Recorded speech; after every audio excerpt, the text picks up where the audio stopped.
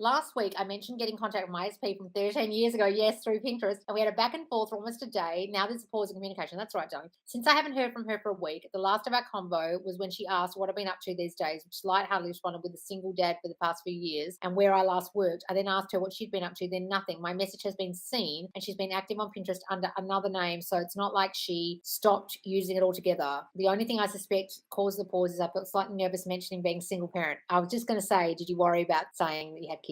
Because she wanted a baby back when we were together, but I wasn't ready then. I heard she was expecting some years ago with another guy. From what I can gather, it didn't seem she has children and is single, but I'm trying to give this pause good meaning and dropping that whole story too. The getting contact from my SP really bolstered my faith in the law of assumption. I don't exactly know what to do with this sudden silence. Should I have been consistent, constant contact, or better ignored 3D and live in the end? To get rid of that story, decide that she got busy, decide that she's got kids too and she wasn't expecting you to say that and she doesn't know what to say. A lot of people have fears that if you have children that the person's not going to want you. Okay. I know a lot of people who are single parents or divorced and they won't tell the person they go out with that they've got children. Most people don't give a shit. I know if I met someone, if they had children, I literally wouldn't give a shit. The only reason why it affected me with my old SP is because he didn't want any more and he had a vasectomy. That was something that bothered me. But the having children already, having a child already never bothered me. But a lot of people have a fear that that's going to end up with a negative reaction. You could have had a very fleeting assumption that you'll get a negative reaction from that, or she was trying for a baby before, or she really wants kids and she's not going to like this, and that's why that played out. That's as simple as that.